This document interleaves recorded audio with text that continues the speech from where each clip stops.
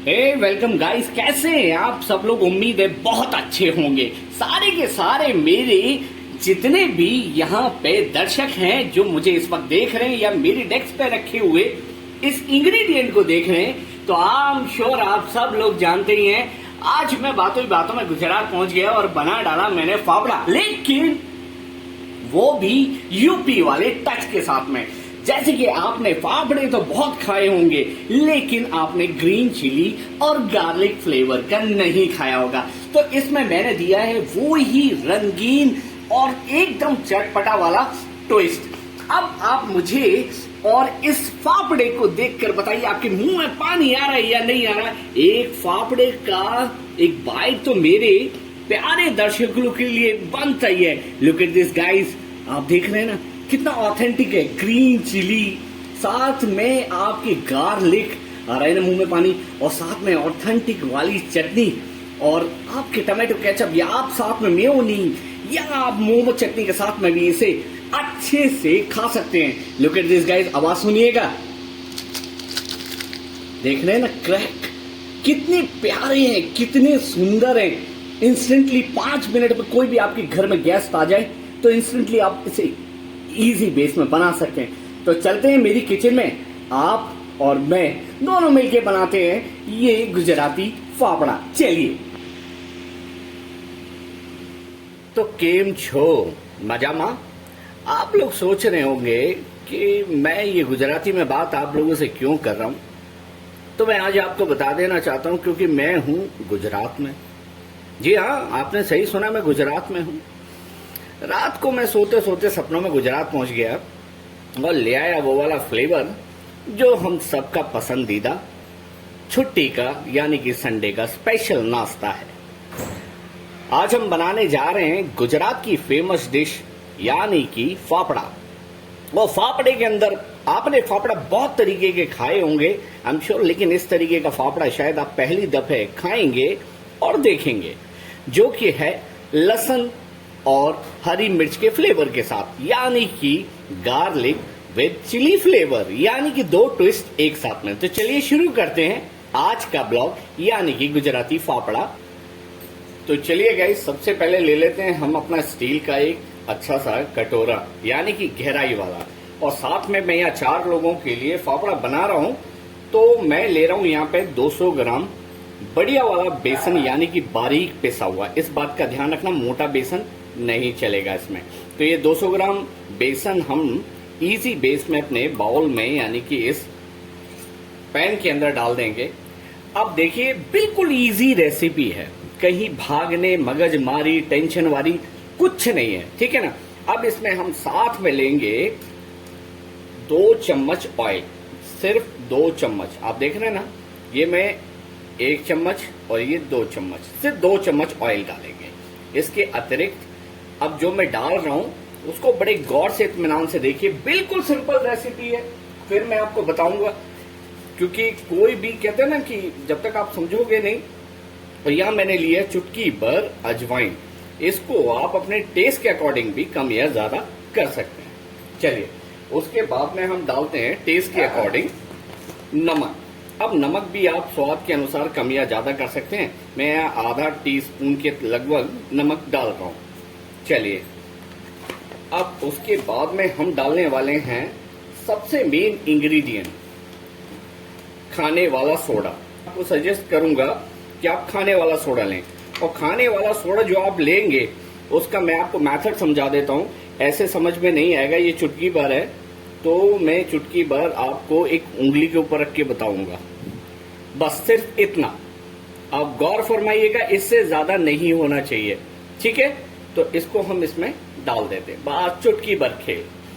बताइए, है ना कितना सिंपल इजी सिस्टम। अब इसके बाद में अब हम डालेंगे इसमें अपना लहसुन कूट के और हरी मिर्च कूट के। चलिए, तो गाइज अब हम इसमें डाल रहे हैं अपनी ग्रीन चिली और साथ में लहसुन कूट के। ये याद रखना, मिक्सी में पीसना नहीं है, ये रफली आपको कूटना है, इस तरीके से महीन कूटना है कि हर फाफड़े में तरीके से छोटे छोटे चंक्स मतलब बराबर जाते रहें। तो ये मैंने गिलासी के अंदर, चाय वाली गिलासी के अंदर बेलन से कूटा है। कोशिश कीजिएगा थोड़ा सा इंडियन नारी बनने का, ठीक है। अब इसके बाद में पानी का बेहद ख्याल रखना है, क्योंकि जो इसका हम डो लगाने वाले हैं वो लगाने वाले हैं पूड़ी से लगभग थोड़ा सा कम टाइट और रोटियों के आटे से ज्यादा। मतलब आप समझ गए ना, मीडियम पेस चाहिए। पेस मतलब मैं क्रिकेट का थोड़ा मेथड बता रहा हूं आपको, है ना, मीडियम। तो इसमें क्योंकि बेसन क्या है, पानी एब्जॉर्ब नहीं करता है, तो हम थोड़ा थोड़ा पानी लेंगे और लगातार उसे गूंथते रहेंगे। और जैसे जैसे अगर हमें लगता है कि इसमें हमें पानी की आवश्यकता है, तो आप 2-2 बूंद 3-3 बूंद करके इसमें पानी डालेंगे और इसे रफली बड़े अच्छे से आपको गूंथना है। देखिए, लुक एट दिस गाइस, आप देख रहे हैं ना, बस प्यार से कभी भी आप शुरू हो सकते हैं। गुजराती नाश्ते के लिए रेडी हैं आप? चलिए, तो आप देख रहे हैं जैसे अब मेरे को ये डो बनना शुरू हो गया, लेकिन मेरे को अभी थोड़ा पानी जरूरत है, तो मैं वही पानी यूज कर रहा हूं जो लहसुन और हरी मिर्च वाला है। तो उससे क्या है कि दोनों चीजें मेरी इसमें आ जाएंगी, मतलब इसका चिली का तड़का भी आ जाएगा और साथ में लहसुन का फ्लेवर भी आ जाएगा। तो इस तरीके से हम डो बना लेंगे, लेकिन उसमें क्या, थोड़ा सा आपको रगड़ करनी है। जितनी आप रगड़ करेंगे ना फाफड़ा, उतना ही आपका निखर कर आएगा, क्रिस्पी बनेगा और बेहतरीन स्वाद के साथ में आप गुजरात पहुंच जाएंगे। ठीक है ना, इसी तरीके से चलिए बने रहिए और देखते रहिए मैं क्या क्या कर रहा हूं।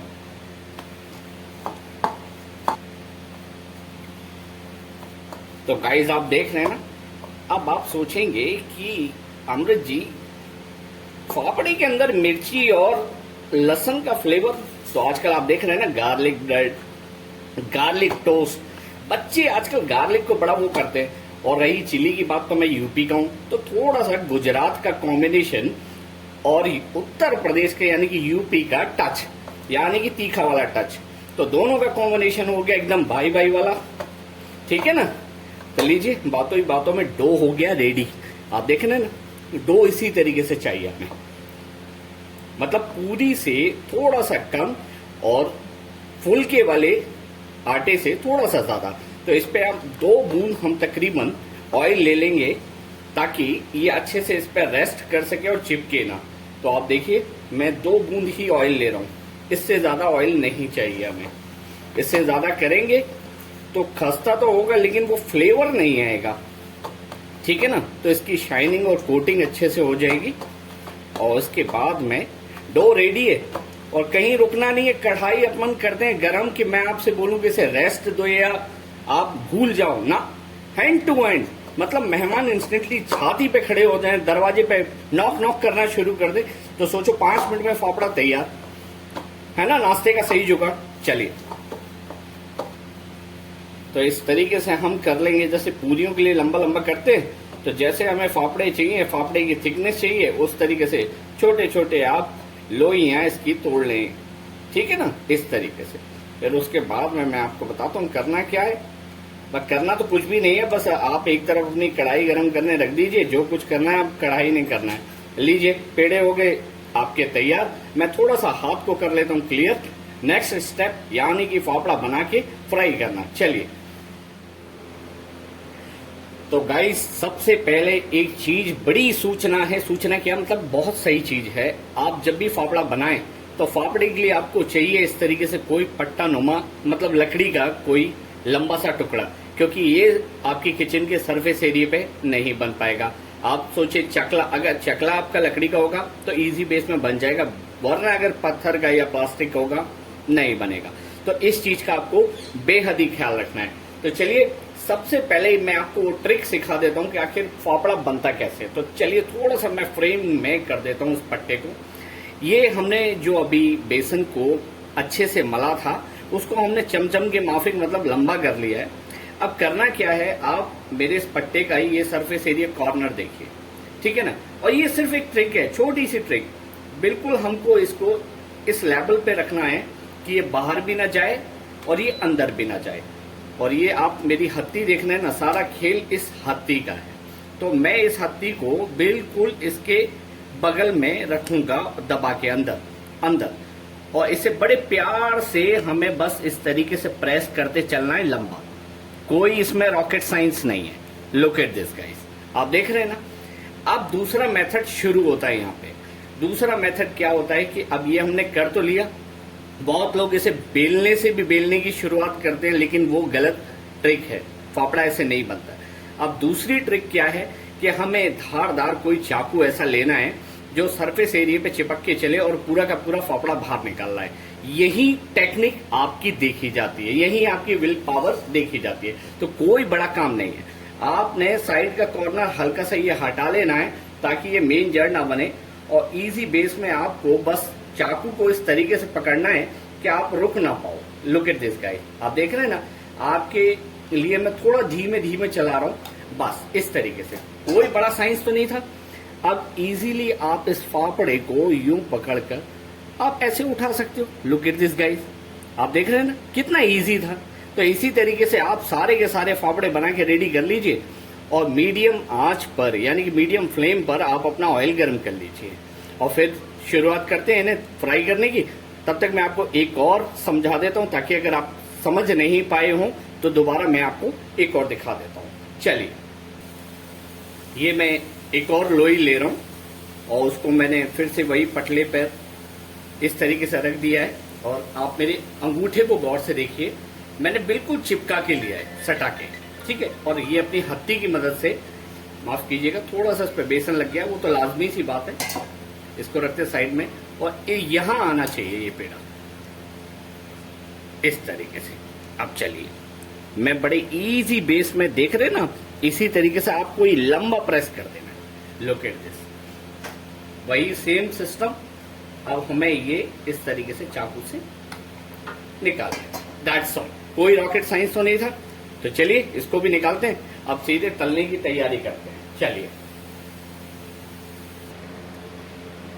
तो चलिए गाइस, शुरू करते हैं हम अपने लहसुनिया और हरी मिर्च वाले फाफड़े की फ्राई करना। फाफड़े को ये याद रखना कि हमें बिल्कुल मीडियम आंच चाहिए इसके ऊपर। आंच तेज नहीं होनी चाहिए, अगर तेज होगी तो फाफड़ा ढंग से सिकेगा नहीं, बाहर से काला हो जाएगा और क्रिस्पी नहीं होगा, और वो मजा नहीं आएगा, है ना। तो इजी बेस में हमें ये फाफड़ों को बिल्कुल मीडियम फ्लेम, मतलब अगर आप इंडक्शन पे यूज कर रहे हैं तो तकरीबन 100 या 120 पर आपने ये चलाना है, और इनको अलट पलट दोनों को बराबर हिस्से में कर लेना है। इजी बेस देख रहे हैं ना कितने प्यारे, मतलब प्रॉपर कलर आ रहा है गुजराती वाला। तो साथ में तो आप जानते ही हैं, मैंने जो ट्विस्ट दे रखा है वो ट्विस्ट दिया हुआ अपना यूपी वाला, यानी कि लहसुन गार्लिक एंड चिली फ्लेवर वाले। एक बार आप इसको ना, चाहे आप मोमो की चटनी के साथ में खाएं, हरी चटनी के साथ में खाएं, नारियल चटनी के साथ में खाएं, आप चाहे केचप के साथ में क्यों ना इसे आप सर्व कर दें, आपके मुंह में ना ब्लास्ट होने वाला है। और सब लोग एक ही बात बोलेंगे, यार इंस्टेंटली बनाया है लेकिन दिल खुश कर दिया। तो देखिए, ये हमारे फाफड़े लगभग तैयार हो गए, क्योंकि हमें बिल्कुल फ्लेम मद्दी रखनी है जिसपे ये क्रिस्पी हो जाएंगे। तो चलिए इनको बाहर निकाल लेते हैं इजी बेस में। तेल को पूरे अच्छे तरीके से आप इसी के अंदर वापस जड़ा देना। ये देखिए, लुक एट दिस गाइस, यही फाफड़ा मैं आपसे कह रहा था।